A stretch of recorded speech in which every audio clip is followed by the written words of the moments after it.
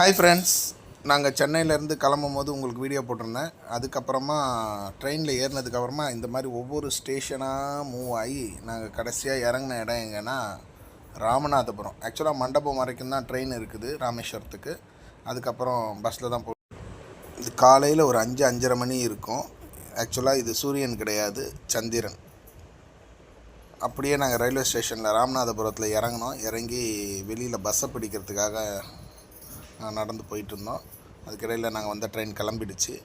நாங்கள் அப்படியே பேருந்து நிலையத்தை நோக்கி நடக்க ஆரம்பித்தோம். பேருந்தும் கிடச்சிடுச்சு. நாங்கள் எல்லோரும் உட்காந்துட்டு போக ஆரம்பித்தோம். பக்கம் 2 புறமும் பார்த்திங்கன்னா நல்ல ஒரு தென்னந்தோப்பு, அந்த மாதிரி வயல்னு சொல்ல முடியாது, தோப்புகள். இதுக்கெல்லாம் பின்னாடி பார்த்திங்கன்னா கடல் தான். உங்களுக்கு இந்த சைடு தெரியும்னு நினைக்கிறேன், அந்த பக்கம் கடல். இப்படியே நாங்கள் போயிட்டு கரெக்டாக ராமேஸ்வரத்துக்கு பஸ்ஸில் போயிட்டு இறங்கிட்டோம். 2 பக்கமுமே மணல் பரப்புகள் இதுதான். ஆனால் லெஃப்ட் சைடில் பார்த்திங்கன்னா அது பாருங்கள், தண்டவாளம் தெரியுதுங்களா? இதுதான் ராமேஸ்வரம் வரைக்கும் போகக்கூடிய ட்ராக்கு. இந்த ட்ராக்கில் தான் நம்ம வண்டி இப்போ போய்கிட்டுருக்கோம். ஆக்சுவலாக இப்போது கொஞ்சம் அந்த பாம்பனில் வேலை நடக்கிறதுனால ட்ரெயின் மண்டபத்தோடு நிறுத்திடுறாங்க. அங்கேருந்து பஸ்ஸை பிடிச்சி போனோம். நாங்கள் அதுக்கு பதிலாக ராமநாதபுரத்துலேயே இறங்கிட்டு அங்கே பஸ்ஸை பிடிச்சி வந்துட்டோம். இப்போ புது பிரிட்ஜ் ஒன்று போட்டுக்கிட்டு இருக்காங்க. அதான் புது பாலம் ஒன்று போட்டுக்கிட்டு இருக்காங்க. இந்த பழைய ட்ராக் ப்ராப்ளம் ஆனதுனால புதுசு அந்த சைடு பார்த்திங்கன்னா மேல் பக்கமாக இருக்கிறது பார்த்திங்கன்னா புது ட்ராக்கு. அது ஃபுல்லாக பில்லர்லாம் போட்டுட்டு மேலே ஒர்க்கு ஆல்மோஸ்ட் இந்த இடம் முடிஞ்சிடுச்சு. கரெக்டாக அந்த ஜங்ஷன், அந்த கப்பல் போகும்போது திறந்து மூடுன்னு சொல்கிறாங்க இல்லையா, அந்த இடத்துல தான் வேலை முனைப்பாக நடந்துக்கிட்டு இருக்கு. இப்போ இது கொஞ்சம் நேரம் பார்க்கலாம். பார்த்திங்கன்னா நான் கடல் ஒரு 10 அடிக்கு பியர் போட்டு கிராஸ் செட் போட்டு அதுக்கு மேலே பேஸ் வச்சுட்டாங்க. இதோ பாருங்கள், இதுதான் கரெக்டாக நம்ம இப்போ இந்த பாம்பன் பாலத்தோட அந்த சென்டர் மிடில் வந்துட்டோம்.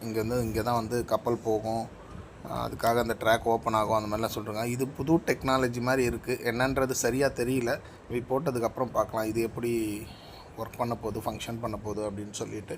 ஸோ அதுக்கப்புறமா நாங்கள் என்ன பண்ணோம்னா அதே பஸ்ஸில் ராமேஸ்வரத்தை நோக்கி போக ஆரம்பிச்சிட்டோம். பஸ் ஃப்ரீக்வெண்ட்டாக இருக்குது ராமேஸ்வரத்துக்கு. ராமநாதபுரத்துலேருந்து மண்டபத்துலேருந்து பஸ்ஸு இருக்கும். நாங்கள் ராமநாதபுரத்துலேருந்து வரக்கூடிய பஸ் தான். உங்களுக்கு நம்ம உட்காந்து போகிறதுக்கு சீட்டு கிடைக்கிறதுக்கு வாய்ப்புகள் ரொம்ப கம்மி. அதனால தான் நாங்கள் ராமநாதபுரத்துலேயே இறங்கிட்டு ராமேஸ்வரத்தில் சிவனை பார்க்குறதுக்கு கிளம்பிட்டோம். இங்கே பார்த்திங்கன்னா சுற்றி பாருங்கள், எவ்வளோ போட்டு பாருங்கள், எல்லாம் மீனவர்களோட போட்டு. கிட்டத்தட்ட நாங்கள் பார்த்தம்போது இது காலையில் ஒரு 7:30 மணி இருக்கும்னு நினைக்கிறேன், 7-8 மணி. நிறைய போட்டு, கிட்டத்தட்ட ஒரு 500-600 போட் 2 பக்கமும். இன்னும் ரைட் சைடு இருக்குது, ரைட் சைடும் நிறைய போட் நின்றுட்டு இருந்துச்சு. நம்ம நடுவில் ஒரு தீவு மாதிரி தான். இப்போ இந்த தீவுக்குள்ளே இப்போ போகிறோம். அந்த பிரிட்ஜுன்றது பார்த்திங்கன்னா கரையிலேருந்து கடலில் தாண்டி அந்த கடலில் இருக்கக்கூடிய ஒரு தீவு. அதுதான் அந்த ராமேஸ்வரம். இப்போ அதுக்கு நம்ம போய்கிட்டுருக்கோம். இப்போ நம்ம பார்க்குறது பார்த்திங்கன்னா அப்துல் கலாம் அவருடைய சமாதி. இதை எங்களை நேரால் போய் பார்க்க முடியல, நாங்கள் வண்டியில் தான் பார்த்தோம். நேரம் இல்லாத காரணத்தினால நம்ம இப்போ ராமேஸ்வரம் வந்துட்டோம். ராமேஸ்வரம் இறங்கின கையோடு நாங்கள் கடலில் போயிட்டு நீராடிட்டு க்யூவில் நின்று சிவனையும் நல்லா தரிசனம் பார்த்துட்டு வெளியில் வந்துட்டோம். எங்களால் அங்கே எந்த ஃபோட்டோ வீடியோவை எடுக்க முடியல. ஏன்னா அந்த நீராடுறது, அந்த 22 கிணறுல நீராடினது, இதனால் மொத்தமும் ஈரமாயிட்டோம். அதனால் அங்கே எதுவும் ஃபோட்டோஸ் எடுக்க முடியல. இந்த இடம்னு பார்த்திங்கன்னா இது ராமர் பாதம். அதாவது ராமர் இங்கேருந்து தான் லங்கைக்கு எட்டி பார்த்தாரு அப்படின்ற மாதிரி ஒரு இது பாருங்கள். சுற்றி கடல் தான், எல்லா பக்கமும் கடல். அதை முடிச்சுட்டு நாங்கள் என்ன பண்ணோம்னா ஸ்ட்ரைட்டாக தனுஷ்கோடி அதை நோக்கி நாங்கள் புறப்பட்டுட்டோம். ஆக்சுவலாக ஆட்டோ தான் புக் பண்ணியிருந்தோம். அவர் ஆட்டோக்காரோட நம்பர் நான் கீழே தரேன், நீங்கள் அங்கே போனீங்கன்னா இது பண்ணிக்கோங்க. 1000 ரூபாலேருந்து 1200 ரூபா வரைக்கும் கேட்குறாங்க. உங்களுக்கு ஒரு 4-5 இடம் ஸ்பாட்ஸ் அவங்களே கூப்பிட்டு போய் காட்டிடுறாங்க. இப்போ நாங்கள் முதல்ல அந்த இடத்துலேருந்து அதுக்கப்புறம் போன இடம் பார்த்திங்கன்னா இது ஒரு ராமர் கோயில். இங்கே லங்கையில் போர் முடிஞ்சதுக்கப்புறமா பட்டாபிஷேகம் பண்ண இடம் அப்படின்றாங்க. தென் அங்கேருந்து நாங்கள் தனுஷ்கோடியை நோக்கி நடந்தோம். பாருங்கள், இந்த ரைட் சைடு இப்போ காட்டுற கடல் பார்த்திங்கன்னா இது இந்திய பெருங்கடல். இது இந்திய பெருங்கடல். இதில் அலை ரொம்ப அதிகமாக இருக்குது. Right side. இது பார்த்திங்கன்னா வந்து இதுதான் வந்து பழங்காலத்து தனுஷ்கோடியோட ரயில்வே ஸ்டேஷன். இப்போ உடஞ்சிருக்கு பாருங்கள். அந்த புயலுக்கு அப்புறமா இது வந்து ரொம்ப மோசமான நிலைமைக்கு ஆகிடுச்சு. இப்போ இது ஒர்க்கிங்கில் கிடையாது. இது வந்து அந்த தனுஷ்கோடி கிட்டே இருக்கக்கூடிய ரோட்டில் பார்த்திங்கன்னா ஃபுல்லாக மணல் பரப்பு. அந்த ரோடே வந்து மணல் பரப்பு தான். இது வந்து லைட் ஹவுஸ். இந்த லைட் ஹவுஸும் வந்து அங்கே இருக்குது. அப்படியே இதை பார்த்துக்கிட்டே நாங்கள் ஸ்ட்ரெயிட்டாக அந்த அரிச்சல் முனைக்கு வந்து நாங்கள் போக ஆரம்பிச்சிட்டோம். இப்போ பாருங்கள், அந்த கடல் போகிற வழியில் வந்து ஒரு கப்பல் இருந்துச்சு. அது வந்து என்ன கப்பல் தெரில. இது வந்து ஒரு பக்கம் அலை, அதாவது இந்திய பெருங்கடல் வந்து பயங்கர அலையாக இருக்குது. இந்த இடம் பார்த்திங்கன்னா லெஃப்ட் சைடும் ரைட் சைடும் கலக்கிற இடம். அதாவது இந்த இடத்துல பாருங்கள், சுழல் மாதிரி தெரியுதா? இந்த சுழல் வந்து அந்த இந்திய பெருங்கடலும் இந்த வங்காள விரிகுடா சேர்கிற இடம். இந்த வங்காள விரிகுடா அந்த இந்திய பெருங்கடலை சேர விடாமல் அப்படியே அந்த இடம் ஒரு சுழல் மாதிரி இருக்குது. இது பார்க்குறதுக்கு ரொம்ப ஆச்சரியமாக இருந்துச்சு. இங்கே பாருங்கள், லெஃப்ட் சைடு இது வந்து நம்மளோட வங்காள விரிகுடா அமைதியாக இருக்குது பாருங்கள். ஆனால் அந்த இடத்துல வந்து அந்த இந்திய பெருங்கடல் சேருது. ரொம்ப ஆபத்தான இடம் மாதிரி தெரியுது.